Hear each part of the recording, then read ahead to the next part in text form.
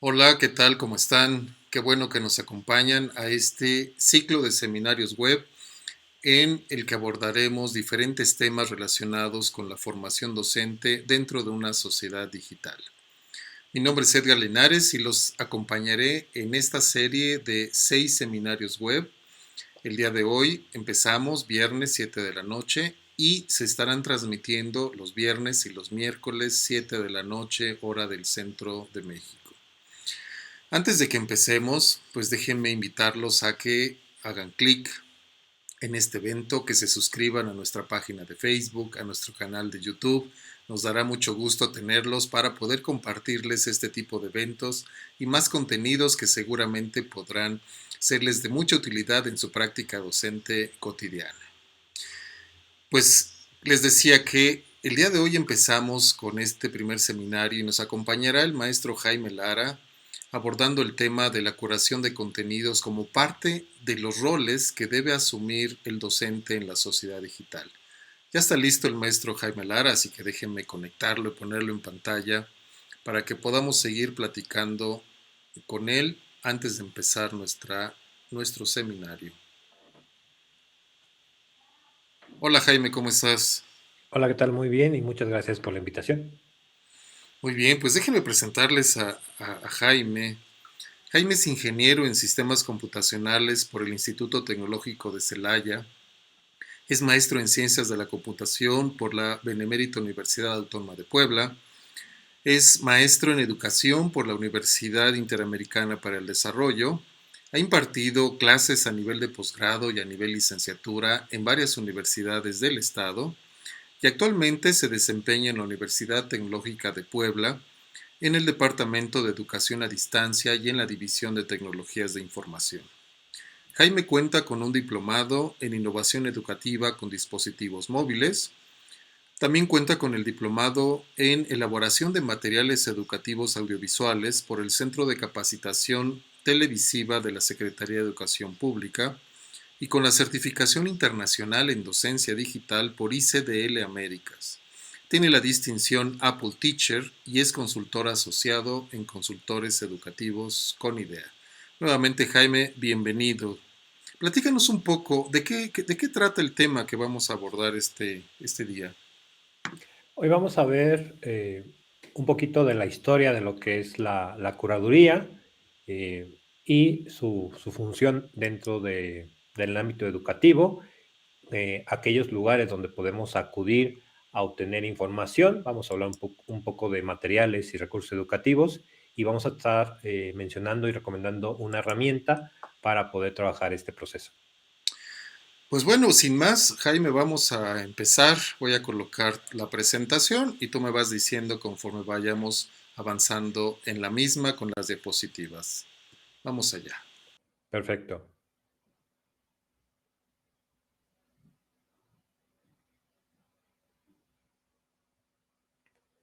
Muy bien, pues comenzamos. Muchas gracias por su asistencia y estaremos hablando sobre la curación de contenidos, una nueva y efectiva tarea docente.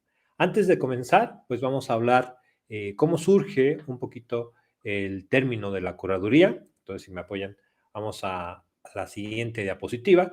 Y el término de curaduría era exclusivamente utilizado en las artes, específicamente en los museos.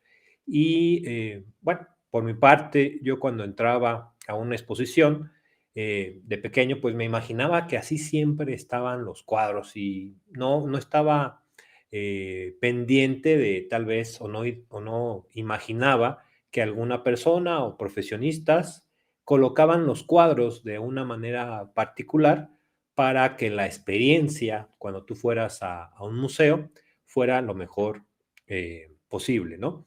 Y entonces, ya investigando, el curador es aquella persona que entre algunas de sus actividades tiene la de seleccionar, organizar un conjunto de obras de una colección determinada para su exposición. Eh, entonces, esto pues involucra la preservación de las obras y adiciona un valor a las mismas. Es decir, cuando colocamos en cierto orden algunas obras, pues no solamente va a estar la obra, sino que va a estar acompañada por otras, ¿no? Eh, ya hablando en el contexto educativo, podemos decir entonces que la curaduría para el docente va a ser una estrategia en el cual seleccionará información, la clasificará, organizarla para presentar estos contenidos en la enseñanza virtual. Haciendo una analogía, hace algunos días estaba escuchando un podcast de Roberto Martínez que se llama Creativo, en el cual estaba entrevistando a un youtuber que yo sigo, son canales de viaje, de experiencias, que se llama Alan por el Mundo. En esta entrevista, Roberto le pregunta a Alan que cómo él planea, cómo presentar la información de un video. Y en este caso, Alan le contesta que él hace cierta investigación sobre el lugar a donde va a viajar, define cuáles son los puntos de parada y él empieza a grabar todo su viaje. Y posteriormente él decide qué partes de esas grabaciones va a presentar primero al público. Hace un ejemplo muy particular de Perú y él dice que él inició ese video de Perú en el aeropuerto, que es un punto de logística donde iniciar el viaje para platicarles sobre lo que hay Perú. Y posteriormente, pues muestra algunos lugares y finaliza en Machu Picchu. Eh, Alan, por ejemplo, como pretende que se vea todo el video, pues presentar, digamos, el sitio de atracción más importante de Perú al inicio del video, pues dejaría que solamente los espectadores solamente vieran la primera parte del video y se perdieran del demás trayecto, ¿no? Y de tal forma, así más o menos sucede en los museos. Es decir, yo recientemente, antes de la pandemia, fui, por ejemplo, al centro, al Zócalo de Puebla, a un lado del Palacio Municipal había una exposición de Miguel Ángel y yo quería ir a contemplar la réplica de David. Y sería muy raro, pues, que al principio de la exposición yo encontrara a David. Entonces, pues, entramos al museo y como los curadores encargados de la obra, de la exposición, perdón, empezaron a ordenar las obras de tal forma que nosotros nos íbamos adentrando, íbamos conociendo un poco más del artista y cuando llegamos al centro, una réplica enorme estaba de David, ¿no? Y eso hizo que la experiencia fuera eh, sobresaliente y yo la recordara con mucho cariño.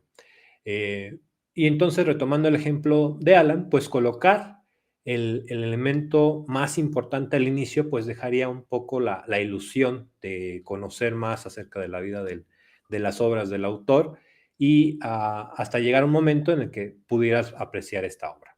Entonces, el curador seguramente tendrá una gran cantidad de obras, un espacio limitado y tendrá que seleccionar aquellas obras que él considere más representativas del artista o que estén en conjunto de manera armoniosa para irlas colocando una tras otra y lleguemos a un momento cumbre donde podemos observar aquella obra que fuimos a buscar. Si fuera, por ejemplo, de Da Vinci, pues seguramente en el Museo del Louvre pues colocaron de manera estratégica a la Mona Lisa, por ejemplo. Pasando en el ámbito educativo, ya dejando un tanto los museos, yo, por ejemplo, para preparar mis clases, acudo a algunos lugares para obtener información, que pudieran ser tiendas. Más adelante vamos a hablar de a qué me refiero con estas tiendas. Y como todo, algunas cosas, algunos materiales están gratis y otras tienen algún costo. Vamos a pasar, por favor, a la siguiente diapositiva. Y aquí vamos a hablar sobre los contenidos digitales. Es decir, si para un museo, una pintura o una escultura son los elementos clave, para nosotros ahora en la enseñanza virtual, pues van a ser aquellos materiales en un formato digital. Vamos a encontrar sobre todo dos conceptos, el concepto de material educativo y el concepto de recurso educativo. Los materiales educativos vamos a decir que son todos aquellos que son diseñados específicamente con un objetivo de enseñanza-aprendizaje. Y los recursos educativos no fueron pensados o elaborados específicamente para que alguien aprendiera o para que alguien utilizara en la enseñanza. Ejemplos de materiales educativos, pudiera ser un libro de texto, por ejemplo, de alguna asignatura, una plataforma como Edmodo, como Classroom, que fue pensada con un propósito claro, con un objetivo de aprendizaje, o algún artículo académico. Y un recurso educativo, pues podría ser, por ejemplo, una serie de Netflix, por ejemplo, Ana de las Tejas Verdes, o un podcast, o alguna canción que nosotros la incorporamos en nuestra clase, ya sea para eh, trabajarla de manera síncrona o asíncrona. Y entonces, buscando algunas fuentes, referencias de cómo podemos organizar estos tipos de materiales y de recursos, nos gustó mucho la forma en la que el Ministerio de Educación Nacional de Colombia ordena o define estas categorías de recursos educativos digitales. Eh, las categorías son entonces recursos textuales mediante que van a ser que es información representada por medio de caracteres, mediante lo cual nosotros vamos a hacer a percibir o a recibir esta información por el uso de la lectura. El otro tipo de categoría son los materiales sonoros, percibidos mayormente por el sentido del oído, que son elementos que tienen una secuencia de información acústica. La siguiente categoría son los materiales visuales, que pueden ser captados principalmente por el sentido de la vista. Las otras dos categorías son los recursos audiovisuales y los recursos multimediales. La diferencia entre estos dos tipos de recurso radica en que los materiales audiovisuales nosotros vamos a estar visualizando de manera síncrona y los vamos a captar por el sentido de la vista y del oído. En cambio, los recursos multimediales los vamos a estar trabajando de manera asíncrona y vamos a interactuar con ese tipo de contenido. Por ejemplo, un recurso audiovisual será entonces un video en YouTube en el cual tenemos que verlo y tenemos que escucharlo. Y un recurso multimedial pudiera ser un juego o un interactivo. Vamos a pasar ahora, por favor, a continuación con las acciones de la curaduría. Para eso vamos a utilizar un acrónimo para poder recordar estos pasos a realizar de manera más significativa por un curador. Entonces vamos a decir que un curador de contenidos digitales, va a tener que filtrar la información. Hoy en día, pues en Internet hay mucha información, es una buena noticia, pero a veces encontrar la información que buscamos pudiera ser como buscar una aguja en un pajar. Entonces, encontrar la información que queremos y definir cuál es la que vamos a utilizar, pues es sumamente importante. Una vez que ya nosotros filtramos esa información, vamos a utilizar la siguiente acción, que sería organizar. ¿Cómo vamos a crear alguna carpeta o presentar más adelante a nuestros estudiantes la información? Entonces, primero vamos a organizar esta información que ya buscamos y que ya hemos filtrado. El siguiente paso será compartir esta información, ya sea a nuestros estudiantes o en Internet, para que cualquier persona pueda visualizar esa información de algún tema en particular que hemos seleccionado y organizado.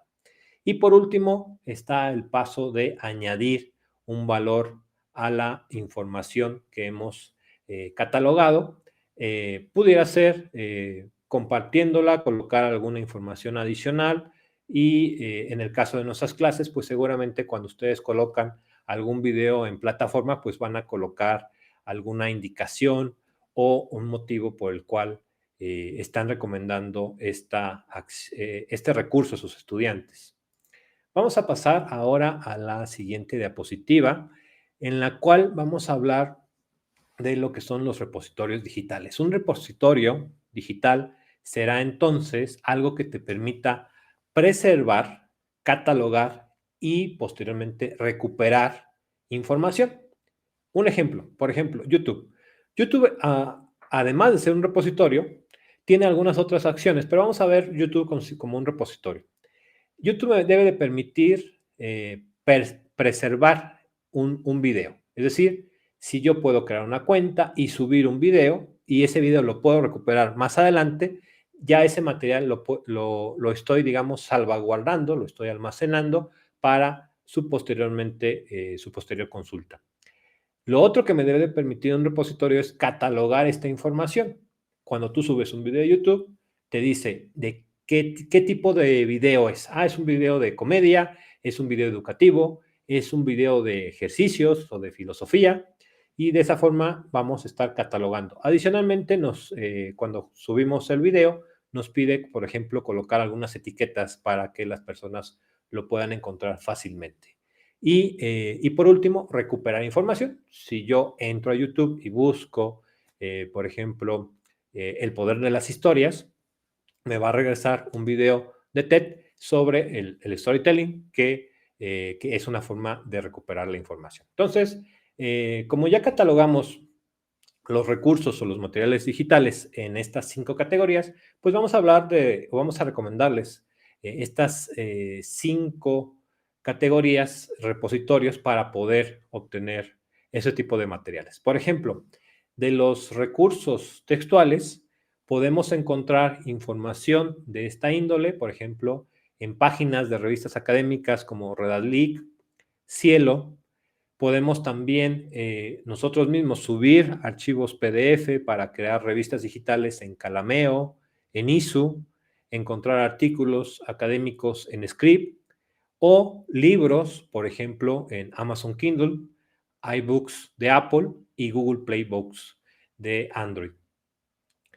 Otra categoría pues serían los recursos, los repositorios para materiales sonoros. Aquí podemos recomendar lo que es SoundCloud, Spotify, iVoox y Google Podcast.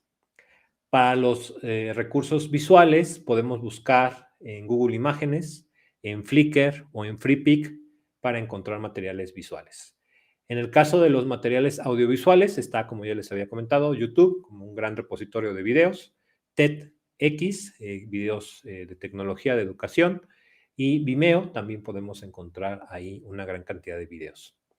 Y por último, un repositorio de materiales multimediales está EducaPlay, donde podemos encontrar crucigramas, sopa de letras, videoquizzes, entre otras actividades ya creadas, Cerebrity y Kahoot, donde ustedes pueden crear sus propios interactivos y compartirlos con sus estudiantes. Por último, vamos a pasar a hablar un poco de las herramientas que nosotros recomendamos para trabajar para ser un curador de contenidos, un docente curador.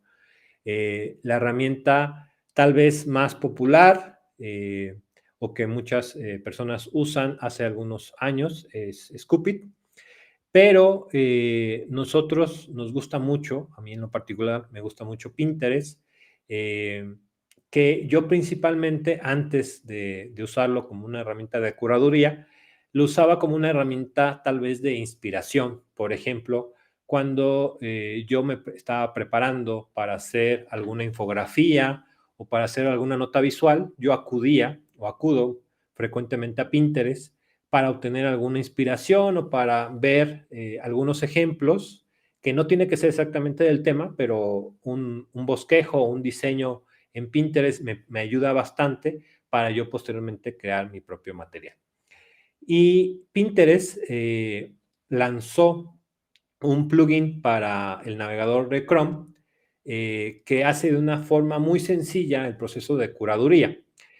Nosotros, por ejemplo, o ustedes seguramente cuando les dicen, oye, debes de preparar el material para alguna asignatura en particular, pues seguramente vamos a Google, empezamos a buscar materiales, videos, imágenes, infografías, mapas mentales, mapas conceptuales, podcast, entre otros de los diversos materiales que hemos platicado el día de hoy. Y seguramente pues abrimos muchas pestañas, estamos buscando la información, alguna la descargamos, otra la vamos colocando en plataforma y posiblemente en esa búsqueda y filtrado de los materiales, algunos tal vez se nos lleguen a escapar. Y eso es tal vez porque no tenemos una herramienta que nos permita almacenar rápidamente esos materiales que nosotros consideramos como interesantes y que pudiéramos de una forma interesante presentarles a los estudiantes para que ellos puedan obtener mayor información sobre algún tema en particular. Y entonces Pinterest creó el concepto de bloques en el cual tú puedes crear un tablero y ese tablero va a ser de algún tema en particular. Entonces, si yo, por ejemplo, quiero preparar un tablero de la historia de México, pues ya creo un espacio y quiero crear otro, por ejemplo, de matemáticas y otro de física, otro de español, otro de inglés. Ya tengo diferentes tableros y yo voy buscando información en Internet. Si veo algún tablero, simplemente con esta herramienta hago un pin y me va a preguntar, oye, este recurso, ¿dónde lo quieres guardar? Ah, este video va a ser para mi tablero de inglés. Este podcast va a ser para mi tablero de historia. O este artículo va a ser para mi tablero de matemáticas.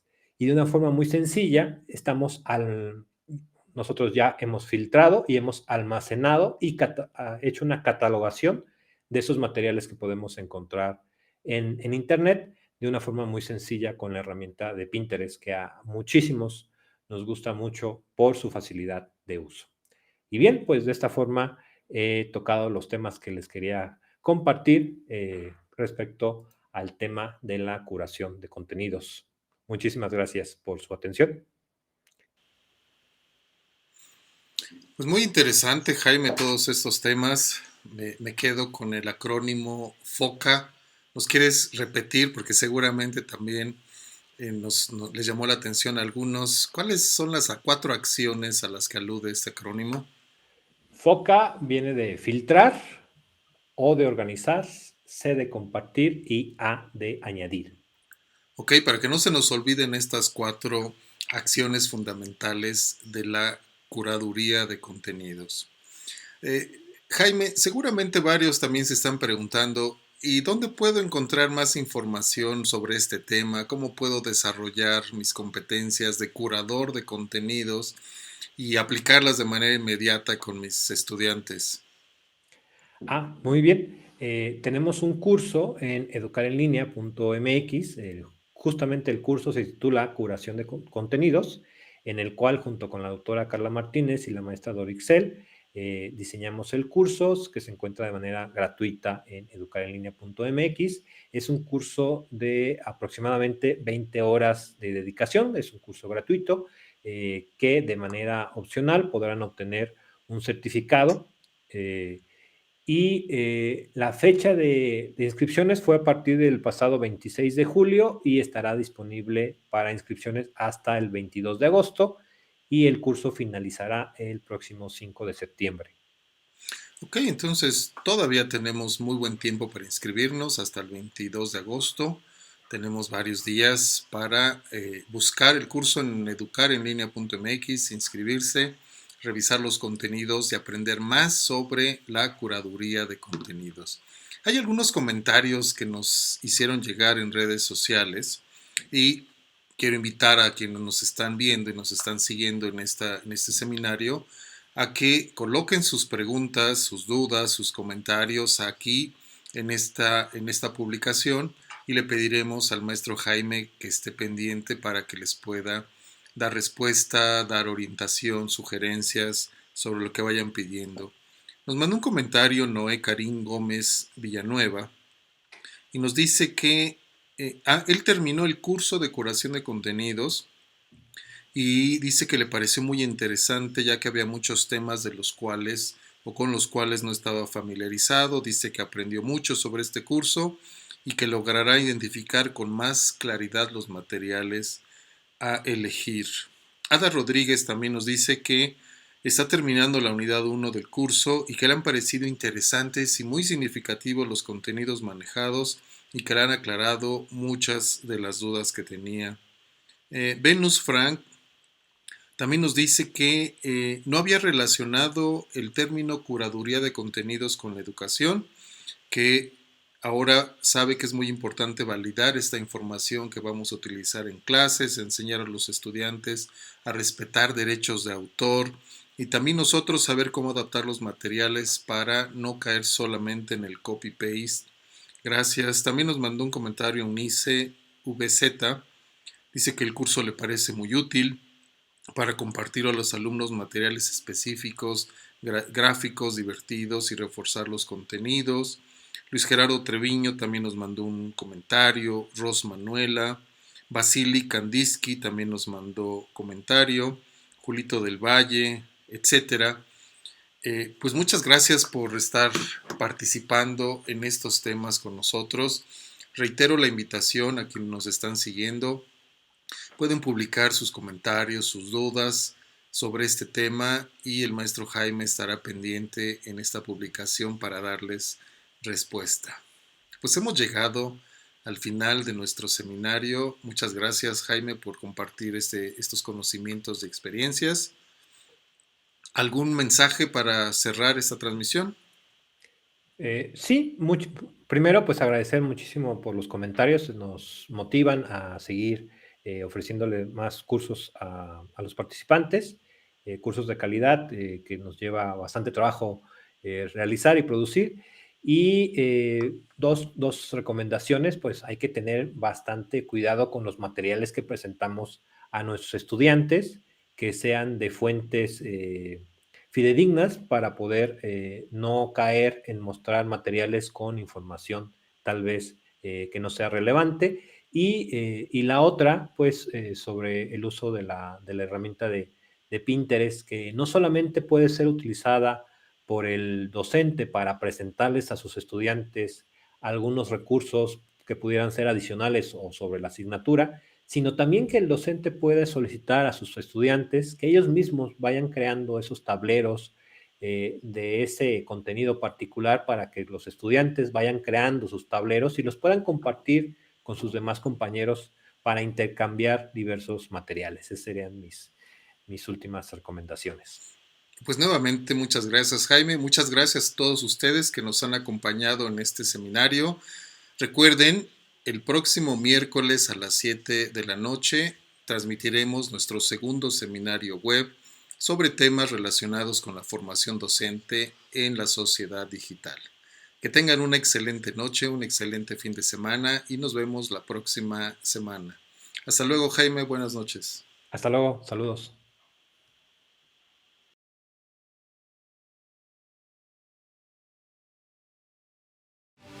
No te apartes de la era digital. Pertenece a la nueva docencia de la actualidad. En Conidea, te invitamos a seguirnos y a dar clic en el enlace publicado.